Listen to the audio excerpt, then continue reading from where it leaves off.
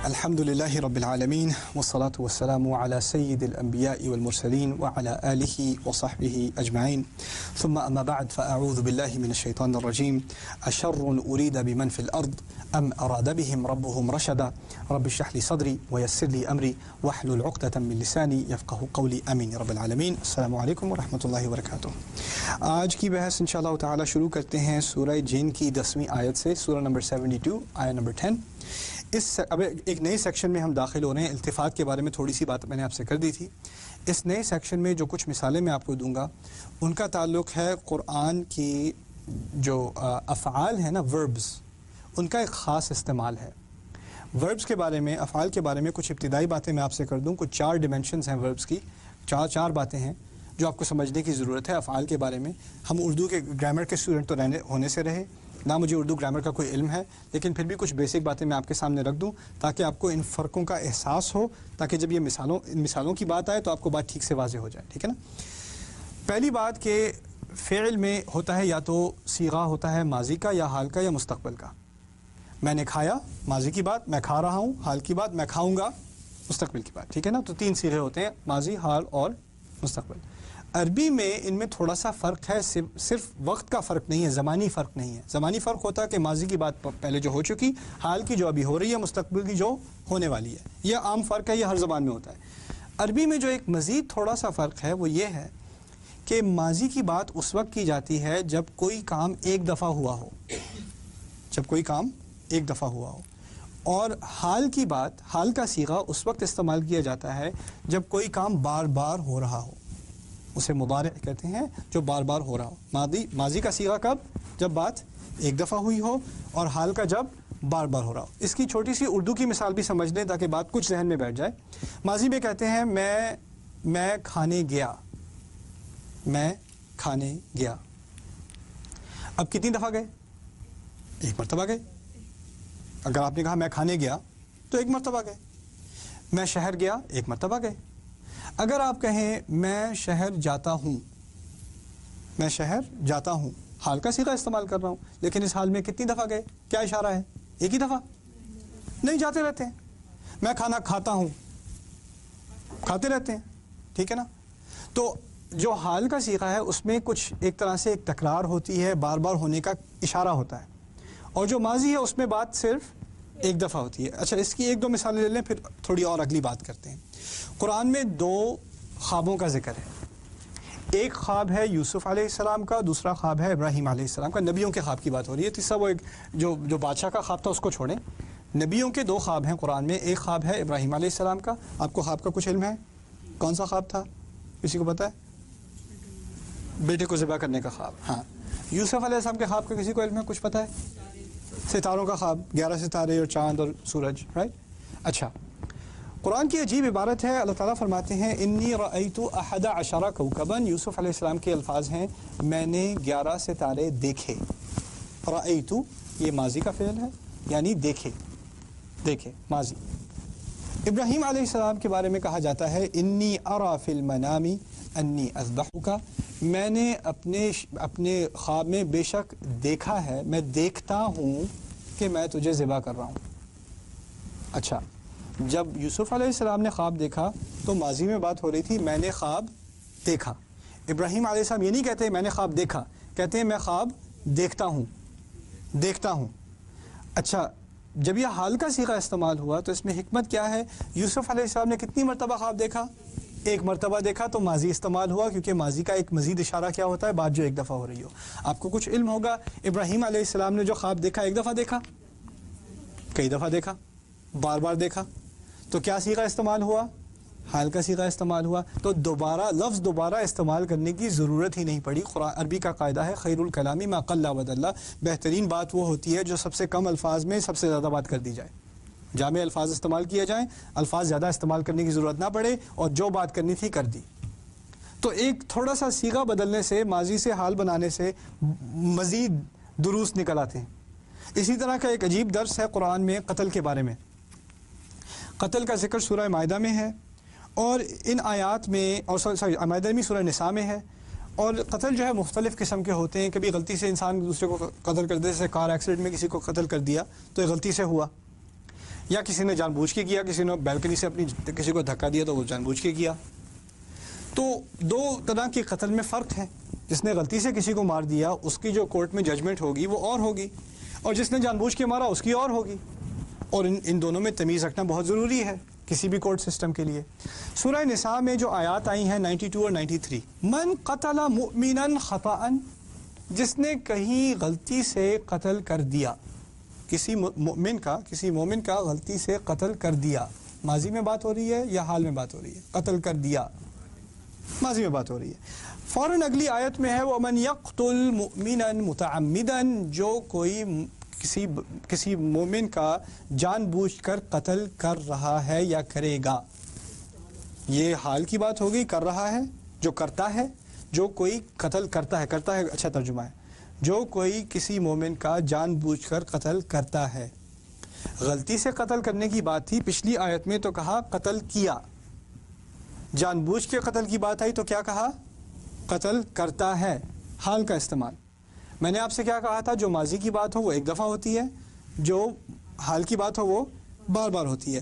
پھر اسی طرح آگے اب ایک فرق تو میں نے آپ کو بتا دیا ماضی اور حال کا. ایک دوسرا فرق ہے, انگلش میں اسے کہتے ہیں active and passive, active verbs and passive verbs, active voice and passive voice. Arabi میں کہتے ہیں معروف اور مجہول کا صیغہ, اردو میں اللہ جانے کیا کہتے ہیں, پتہ نہیں کچھ کہتے بھی ہیں کہ نہیں, لیکن میں کچھ سمجھانے کی کوشش کر دیتا ہوں. میں کہتا ہوں میں نے یہ کتاب پڑھی, چھوٹی سی سمپل سی مثال ہے, میں نے یہ کتاب پڑھی. کس نے پڑھی؟ میں نے پڑھی. اچھا, پھر میں کہتا ہوں یہ کتاب پڑھی گئی. یہ کتاب پڑھی گئی, کس نے پڑھی؟ پتہ نہیں. کبھی کبھار آپ کچھ ایسے افعال استعمال کرتے ہیں, یہاں فعل پڑھنا, فعل پڑھنا, جس میں اگر آپ کو پتہ ہو کس نے کیا ہے وہ معروف کا صیغہ ہے, اگر آپ کو نہ پتہ ہو کس نے کیا ہے تو وہ مجہول کا صیغہ ہے. مجہول کا صیغہ کہ مجھے نہیں پتہ, پڑھی تو گئی, مجھے نہیں پتہ کس نے پڑھی. اس کی ایک چھوٹی سی مثال, غیر المغضوب علیہم ولا الضالین. اس کا عام طور پہ اردو میں ترجمہ بھی عجیب ہے جس طرح انگلش میں عجیب ہے. المغضوب علیہم اصل میں مجہول کا صیغہ ہے. ہم میں ان لوگوں سے ان میں سے مت بنا جن پر غصہ کیا جاتا ہے, جن پر غصہ کیا جاتا ہے وہ ہیں المغضوب علیہم. الضالین جو گمراہ ہیں, جو رستہ بھٹک چکے ہیں. اب اس میں بھی ایک عجیب فرق ہے, جو راہ بھٹک گیا, جو گم گیا, وہ خود گما نا, یہ نہیں کہا جو گمائے گئے ہیں, جو بھٹکائے گئے ہیں, یہ نہیں کہا جو گم گئے. اب جو گم گیا, جس نے غلط راہ اختیار کر لی, وہ کس سے الزام لگائے گا؟ کس کی غلطی ہے؟ اس کی اپنی غلطی ہے. ضال کی تو اپنی غلطی ہے, وہ کسی اور کو نہیں کہہ سکتا مجھے غلط راہ دی گئی تھی. نہیں, تم خود گمے ہوئے ہو. اصل میں عربی زبان جو اتنی ایکوریٹ ہے, اگر کہیں نا مضلین, مضلین, مضلین کا لفظ استعمال ہوتا ہے جب کسی کو بھٹکایا گیا ہو, کسی کو بھٹکایا گیا ہو اسے کہتے ہیں مضل. جو خود گم گیا ہو اسے کہتے ہیں ضال. ضال کا لفظ فاتحہ میں استعمال کر کے یہ بات سامنے آئی کہ یہ لوگ یہ نہیں کہہ سکتے کہ ہم تو گمراہ تھے, ہمیں پتہ نہیں کس نے, کسی اور کو آپ بلیم نہیں کر سکتے. یہ نہیں کہا گیا گمراہ کیے گئے لوگ, گمراہ ہونے والے لوگ وہ خود ذمہ دار ہیں. لیکن جب مغضوب علیہم کی بات آئی تو عجیب بات ہے, جن پر غصہ کیا گیا, وہ لوگ جن پر غصہ کیا گیا. آپ یہ تو کہہ رہے ہیں کہ ان پر غصہ کیا گیا, لیکن یہ ذکر نہیں کیا کہ کس کا غصہ, کس کا غصہ. اور دوسرا سوال جو آپ نے بھی پوچھا کس لیے غصہ, وہ بھی تھوڑی سی بحث ہو جائے گی اس پہ بھی. پہلے یہ سوچ لیں کس کا غصہ. جب آپ کہیں یہ بچہ, اس بچے کی پٹائی ہوئی, اس کی پٹائی کی گئی, کیا پتا کس نے کی؟ نہیں پتا. ہو سکتا ہے ماں نے کی, ہو سکتا ہے باپ نے کی, ہو سکتا ہے 5-6 دوستوں نے مل کے کی, ہمیں نہیں پتا, ہمیں نہیں پتا. یہ مجہول ہے. مجہول یعنی ہمیں نہیں علم, ہم جاہل ہیں, ہمیں یہ نہیں علم کس نے کی. مغضوب علیہم میں ایک فائدہ تو یہ نکلتا ہے کہ اللہ تعالیٰ نے اپنے آپ کا ذکر نہیں کیا, اور یہ اللہ تعالیٰ کے غصے کی تعبیر ہے کہ وہ اپنا ذکر بھی ان لوگوں کے ساتھ نہیں کرنا چاہتا, بس یہ کہتا ہے کہ ان پر غصہ کیا گیا. دوسرا فائدہ یہ کہ یہ صرف اللہ تعالیٰ کے غصے کی بات نہیں ہے. جب اگر آپ کہیں کہ یہ کتاب پڑھی گئی تو یہ ممکن ہے کہ ایک سے زیادہ نہیں پڑھی, ممکن ہے کہ نہیں. اگر آپ کہیں میں نے پڑھی تو پھر کس نے پڑھی؟ صرف میں نے پڑھی. اگر کہوں پڑھی گئی تو ہو سکتا ہے میں نے بھی پڑھی, آپ نے بھی پڑھی, میرے چچا نے بھی پڑھی, میری ساس نے بھی پڑھی, سب نے پڑھی, ٹھیک ہے نا. ان پر غصہ کیا گیا، ان لوگوں پر غصہ کیا گیا. کیا ممکن ہے کہ ایک سے زیادہ کا غصہ ہے؟ ممکن تو ہے. اس امکان کی وجہ سے اسے عربی میں کہتے ہیں التوسع فی المعنی، معنی کو وسیع کرنا. قرآن میں فاتحہ کے بارے میں انشاءاللہ آخر میں کچھ باتیں کریں گے، لیکن ابھی ایک چھوٹی سی بات سمجھا دوں. میرے 2 بیٹے ہیں، عماد ولید. عماد بڑا ہے، ولید چھوٹا ہے. میں عماد سے کہتا ہوں کہ عماد بیٹا میں ذرا گاڑی میں جا رہا ہوں، مجھے کچھ کام کرنا ہے، میں 10 منٹ میں واپس آتا ہوں. یہ جو میز پہ بسکٹ رکھے ہیں نا، یہ مت کھانا. میز پہ بسکٹ رکھے ہیں، مت کھانا. میں جا رہا ہوں، ابھی 10 منٹ میں آتا ہوں. اب عماد بڑا ہے، سمجھتا ہے. میں نے کہا سمجھ آ گئی، کیا نہیں کرنا، ذرا دہرا دو میرے لیے. ابا صوفے پہ بیٹھنا ہے، بسکٹ نہیں کھانے. ٹھیک ہے، شاباش. اب ولید جو ہے چھوٹا، وہ اوپر ہے، اس نے یہ نہیں سنا، ولید نے نہیں سنا. اب میں 10 منٹ بعد واپس آیا تو ولید اور عماد صاحب دونوں حضرات صوفے پہ بیٹھے بسکٹ کھا رہے ہیں. دونوں غلط کر رہے ہیں، لیکن میرا غصہ کس پہ جائے گا؟ عماد پہ جائے گا. کیوں؟ اسے پتا تھا. ولید تو کہتے میں گمراہ تھا. ولید تو یہ کیسے، اس کو اردو نہیں آتی لیکن آتی ہوتی تو کہتا میں گمراہ تھا، میں تو من الضالین، کنت من الضالین. لیکن اگر مجھے غصہ آئے گا تو کس پہ آئے گا؟ عماد پہ. اور اس کی وجہ کیا ہے؟ کہ اس کے پاس ہے علم. جس کے پاس علم ہو اور پھر بھی عمل نہ کرے تو اس پہ تو غصہ آنا چاہیے. آپ کو میں نے ٹیسٹ دیا، آپ کو اس کے جواب بھی دے دیے، آپ پھر بھی فیل ہو گئے، آپ پہ تو غصہ آنا چاہیے. سمجھ میں آتی ہے نا بات؟ اب جس کو نہیں پتا وہ ضال ہے، وہ پھر بھی غلط کر رہا ہے، لیکن کم از کم اس پر غصہ نہیں ہے، اس پر غصہ نہیں ہے. اب رسول صلی اللہ علیہ وسلم کی حکمت سمجھیں. جب اس آیت کی تشریح کرتے ہیں تو کہتے ہیں اگر تمہیں مغضوب علیہم اور الضالین سمجھنا ہے تو المغضوب علیہم کی اعلیٰ مثال ہے یہود اور الضالین کی اعلیٰ مثال ہے نصارہ.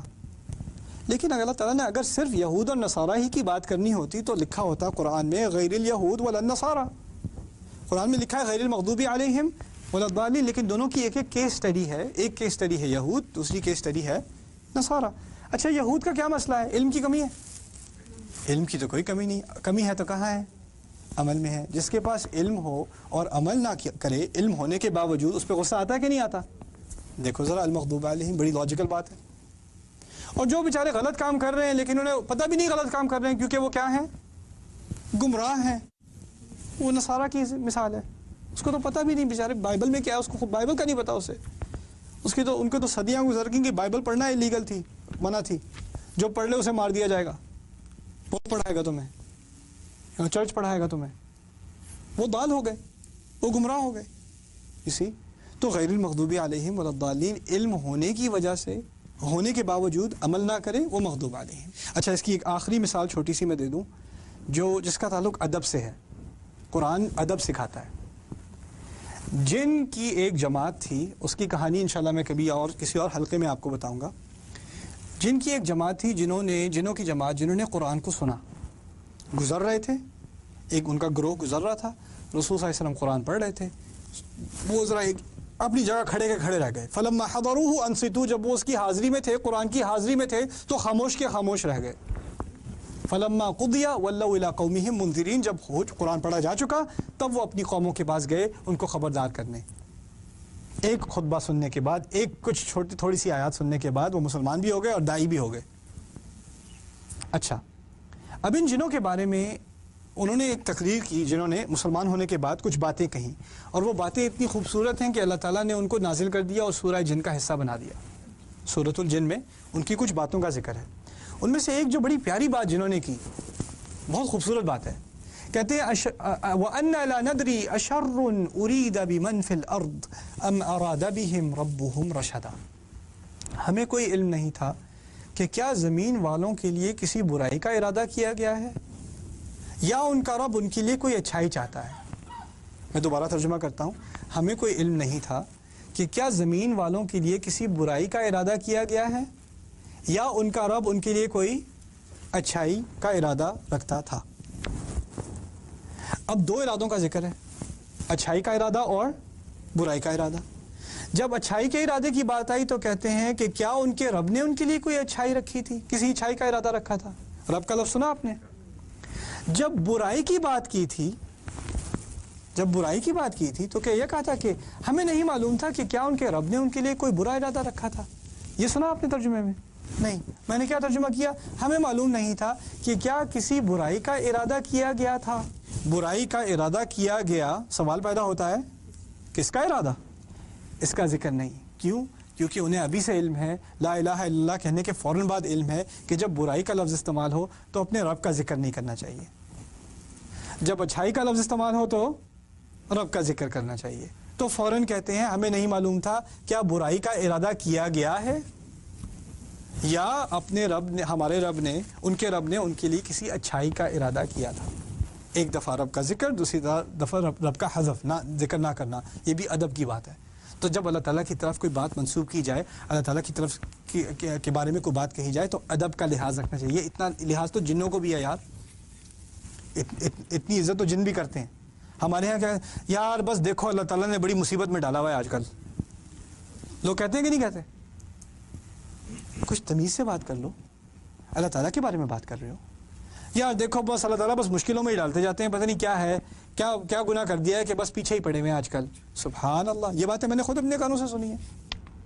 کیسی باتیں کر رہے ہو؟